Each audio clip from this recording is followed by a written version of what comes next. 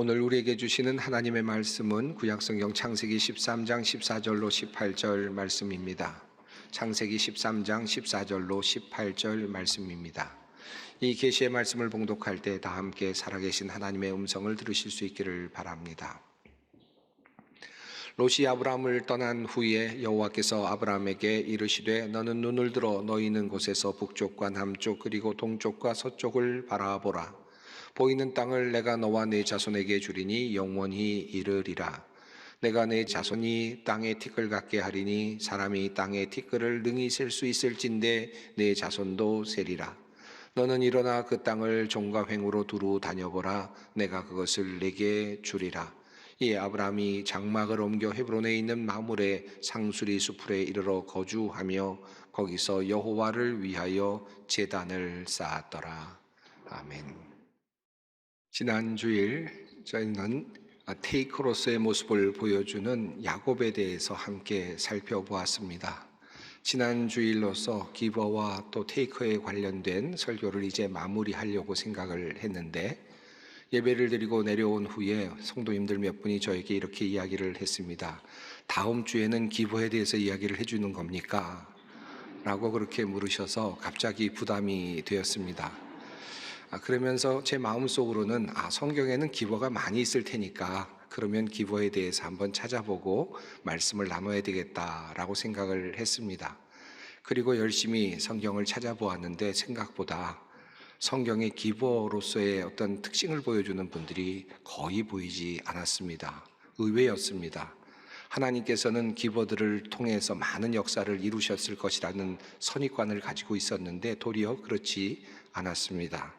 하나님께서 사용하셨던 사람들은 때로는 욕심이 드러나기도 했고, 때로는 실수하기도 하고, 때로는 교만하기도 했던 사람들, 그런 이런저런 사연을 가지고 있는 사람들을 하나님께서는 사용하셔서 하나님의 역사를 이루셨고 하나님의 사람들로 그렇게 세워주셨음을 보면서 참 하나님의 은혜가 참 놀랍다라는 생각을 또한 하게 되었습니다.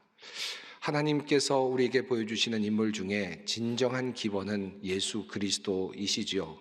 그런데 이렇게 저렇게 성경을 찾다가 한 이름의 눈이 쓰였습니다. 그분의 이름은 바로 아브라함이었습니다. 저는 아브라함에 대해서 다시 한번 그의 인생을 돌아보았는데 그가 정말 복을 받을 만한 사람이었구나라는 사실을 다시 깨닫게 되었습니다. 그는 기버라는 그런 이름에 걸맞은 사람이었습니다. 그는 주는 사람이었고요. 그리고 자기의 것을 챙기지 않으려고 노력했던 사람이었고, 자기의 이익을 구하기보다는 다른 사람들의 이익을 구하는 그런 사람의 모습을 보여주고 있었기 때문입니다.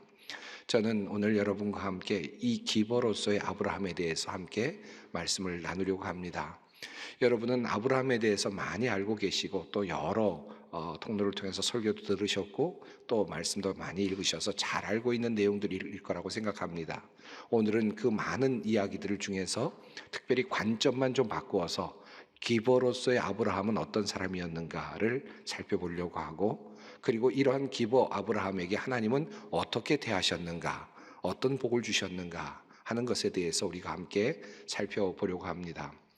기버로서의 특징을 보여주는 아브라함의 이야기 중에 두드러지게 나타나는 첫 번째는 바로 오늘 본문 앞서 나온 이야기입니다. 하나님께서 창세기 12장에서 아브라함을 선택하시죠. 본토 친척 아비 집을 떠나라, 내가 너에게 지시할 땅으로 가라 라고 말씀을 듣고 아브라함은 사레와 그리고 조카 롯을 데리고 이제 길을 나서게 되었습니다. 목적지는 하나님께서 인도하시는 가나안 땅이었지만 가나안 땅에 기근이 들자 그는 곧바로 애굽으로 내려갔습니다. 애굽으로 내려가서 그만 사레 아내를 빼앗길 그런 위기를 맞게 되죠. 바로에게 아내를 빼앗길 수 있는 위기가 있었습니다. 하나님께서 개입하셔서 그것으로부터 나올 수 있게 해주셔서 이제 아브라함 일행은 네게브를 지나서 이제 베델 지역에 머무르게 되었습니다. 그때쯤의 일입니다. 아브라함과 그리고 롯이 데리고 온 많은 식솔들이 있었고 또 가축들이 있었는데 그들이 작은 땅에서 함께 살 수가 없는 상황이 되었습니다. 아브라함은 롯을 불러서 이렇게 말을 합니다. 우리는 한 친족이라 나나 너나 내 목자나 내 목자나 서로 다투게 하지 말자. 내 앞에 온 땅이 있지 아니하냐? 나를 떠나가라. 내가 좌하면 나는 우하고 내가 우하면 나는 좌하리라. 자, 이제 아브라함은 이렇게 이야기합니다. 이제 조카에게 제안하는 내용은 네가 좋은 땅을 선택하면 내가 나머지 땅을 선택하겠다라고 하는 이야기를 하고 있습니다. 얼마든지 윗사람으로서 내가 좋은 땅 차지할 테니 너는 저쪽으로 가라 라고 해도 될 것 같은데 아브라함은 그렇게 하지 않았습니다. 조카 롯에게 선택권을 주었습니다. 네가 좋게 생각되는 그곳으로 먼저 선택을 해서 나가라 라고 하는 말이었습니다. 롯이 살펴보니까 요단 지역이 좋아 보였고요. 그리고 또 소알까지 물이 넉넉해 보였습니다. 그리고 또 소돔과 고모라 성이 있는 그곳이 마치 애굽처럼 도시가 발전이 되어 있어서 살기에 편해 보였습니다. 그래서 한마디로 롯은 자기가 보기에 좋은 곳을 선택합니다. 더 유리하고 좋은 조건이 있는 그 땅을 차지하죠. 그렇게 해서 아브라함은 롯이 선택한 것보다는 못한 곳에 머물게 되었습니다. 적어도 외관상으로 눈으로 보기에는 그러한 땅을 이제 아브라함은 갖게 된 것입니다.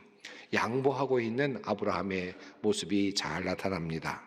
자, 이렇게 양보를 하고 이제 롯과 그의 일행들이 좋은 땅을 차지하고 그쪽으로 가게 된 다음에 하나님께서 나타나셔서 아브라함에게 하시는 말씀, 그 말씀이 바로 오늘 본문 말씀입니다. 하나님은 아브라함에게 이렇게 말씀하십니다. 너는 눈을 들어 너 있는 곳에서 북쪽과 남쪽 그리고 동쪽과 서쪽을 바라보라. 보이는 땅을 내가 너와 네 자손에게 주리니 영원히 이르리라. 내가 내 자손이 땅에 티끌 같게 하리니 사람이 땅에 티끌을 능히 셀 수 있을진데 내 자손도 세리라. 너는 일어나 그 땅을 종과 횡으로 두루 다녀보라. 내가 그것을 내게 주리라. 하나님께서 말씀하시는 내용입니다. 이 말씀의 내용은 마치 이제 조금 못한 땅을 차지하고 있는 아브라함에게 주시는 위로의 말씀같이 느껴지기도 합니다.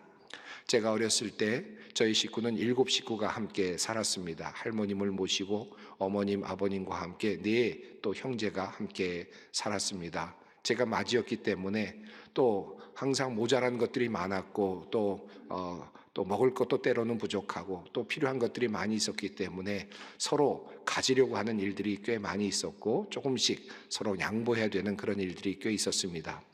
주로 양보하는 그 몫은 첫째인 저에게 있곤 했습니다. 제가 상황을 보다가 동생들이 가지려고 하면 제가 슬그머니 양보를 하곤 하죠. 그러면 아버님, 어머니께서 그것을 보시고는 저를 불러서 따로 저에게 칭찬의 말씀을 해주곤 하셨습니다. 그 칭찬이 참 듣기가 좋았습니다.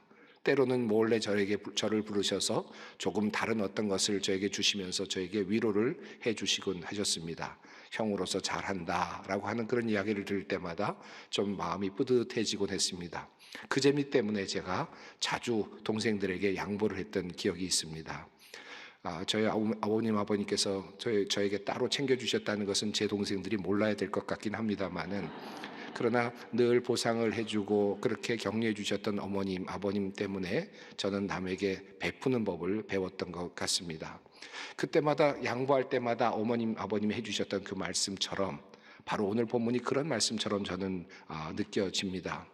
이제 아브라함이 롯에게 자기가 보기에 좋은 땅을 가져라 그렇게 양보를 한 다음에 그저 외관상으로 보기에는 그저 못해 보이는 땅인데 그러나 내가 이곳에 머무르겠다 양보를 했을 때 하나님께서는 그에게 나타나셔서 약속을 하십니다. 내가 너와 함께 하겠다. 내가 이 땅에서 네가 번성하게 해주겠다 라고 하는 하나님의 약속을 해 주셨습니다. 이것이 더 큰 은혜 아니었을까 생각이 듭니다. 주는 자, 기버로서의 모습으로 나타나는 아브라함의 또 다른 이야기는 창세기 18장에 나타납니다. 여호와께서 마물의 상수리 나무들이 있는 곳에 나타나게 되셨는데 사람 셋의 모습으로 그렇게 나타나셨습니다. 그런데 아브라함이 그를 만났을 때 하나님인 줄 알았을까요? 몰랐을까요? 히브리서 13장을 보면 손 대접하기를 잊지 말라 이로써 부지 중에 천사들을 대접한 이들이 있느니라 라는 말씀을 보면 아브라함이 이렇게 천사들을 대접하였을 때 하나님을 대접했을 때 아브라함이 몰랐을 수도 있겠다 라는 생각도 해보게 됩니다. 나그네가 그들 앞에 나타났고 나그네가 아브라함 앞에 나타났는데 아브라함은 그냥 그들을 보내지 않았습니다. 그가 그들을 어떻게 대우했는지 어떻게 영접했는지 성경은 자세하게 이렇게 적고 있습니다. 눈을 들어본즉 사람 셋이 맞은편에 서 있는지라 그가 그들을 보자 곧 장막문에서 달려나가 영접하며 몸을 땅에 굽혀 이르되 내 주여 내가 주께 은혜를 입었사오면 원하건대 종을 떠나 지나가지 마시옵고 물을 조금 가져오게 하사 당신들의 발을 씻으시고 나무 아래에서 쉬소서. 내가 떡을 조금 가져오리니 당신들의 마음을 상쾌하게 하신 후에 지나가소서. 당신들이 종에게 오셨음이니이다. 마치 천사를 영접하는 것 같이 마치 주인을 영접하는 것 같이 달려나가서 엎드려서 그들을 영접하고 있는 장면이 묘사되고 있습니다. 과연 아브라함은 그 이후에 떡을 준비하고 송아지를 잡고 그리고 또 우유를 준비하고 많은 것들을 준비해서 그 손님들을 대접하는 장면이 나타나고 있습니다. 참 놀라운 모습이 아닐 수 없습니다. 하나님이신 줄 알았다면 어느 정도 이해가 되죠. 그러나 만약에 몰랐다면 그의 태도는 대단한 모습이라고 할 수밖에 없을 것입니다. 그가 그저 그렇게 나그네들을 대접하며 살았겠다라는 생각도 가능합니다. 사실 당시의 나그네는 도적들의 공격의 대상이었기 때문에 늘 연약한 사람들이었습니다. 얼마든지 죽을 수 있었고요. 또 얼마든지 모든 것을 빼앗길 수 있는 위험을 감수하고 여행을 해야만 했을 것입니다. 그런데 그래서 하나님께서는 나그네들을 선대하라고 그렇게 여러 번 성경에서 말씀을 하시기도 하셨습니다. 연약한 자들입니다. 그런데 아브라함은 그 나그네를 보고는 마치 천사를 맞이한 것처럼 그렇게 영접하고 그렇게 대접을 하였습니다. 기버로서의 아브라함의 모습이 또 나타나는 부분입니다. 나그네를 이렇게 선대한 아브라함에게 여호와 하나님께서는 이렇게 하십니다. 첫 번째로 그들에게 아브라함과 그의 가족들에게 약속을 주시죠. 이제 내년 이맘때쯤에 너에게 아들이 있을 것이다 라고 그렇게 말씀하셨습니다.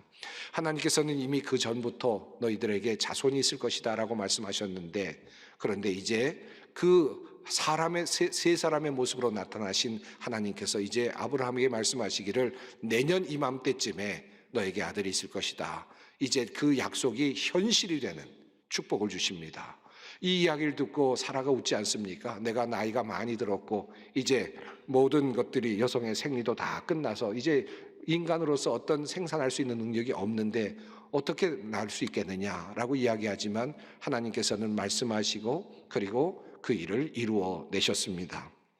이 나그네를 돕고 있었던 아브라함에게 주셨던 하나님의 축복은 하나님의 약속이 현실이 되게 하시는 하나님의 그러한 복이었습니다. 그리고 나서 하나님께서는 아브라함을 대하시는데 마치 친구를 대하듯이 그렇게 아브라함에게 대하시죠. 하나님께서는 이제 길을 떠나시면서 아브라함에게 이런 말을 하십니다. 내가 소돔과 고모라 성을 멸하려고 한다 라고 하는 하나님의 뜻을 이야기하십니다. 하나님께서 단독으로 얼마든지 행하실 수 있는 일이었습니다. 그럼에도 불구하고 하나님께서는 이제 아브라함을 대화의 상대로 파트너로 삼으십니다. 그리고 하나님의 일을 하나님의 계획을 의논하시기 시작합니다. 기버인 아브라함 그렇게 극진히 하나님을 대접한 그 손을 대접한 그 아브라함을 하나님께서는 이제 하나의 대화의 파트너로 삼으시고 그와 이야기를 나누십니다. 그 이야기를 듣고 아브라함은 이렇게 이야기하지 않습니까? 주께서 의인을 악인과 함께 멸하려 하시나이까 그 성 중에 의인 50명이 있을지라도 주께서 그것을 멸하시고 그 50의인을 위하여 용서하지 아니하시리까.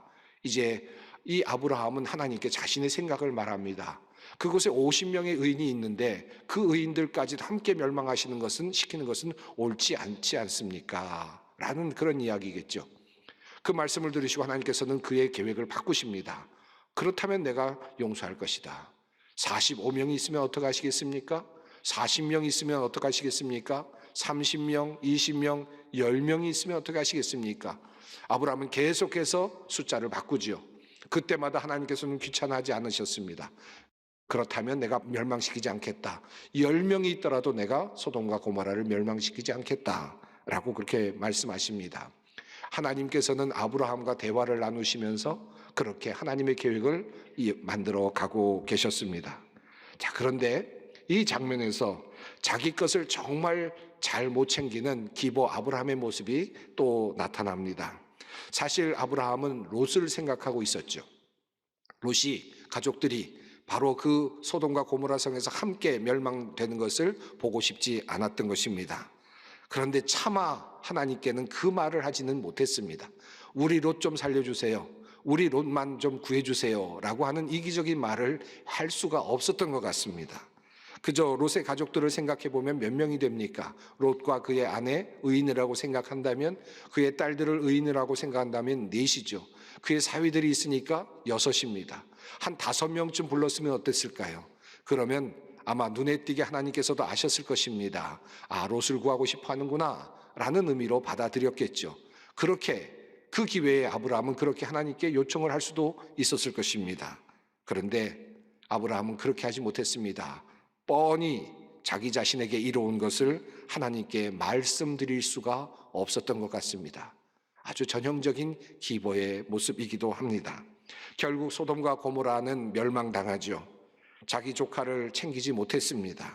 그리고 결국 그렇게 죽게 놔둘 수밖에 없었던 그런 상황이었습니다.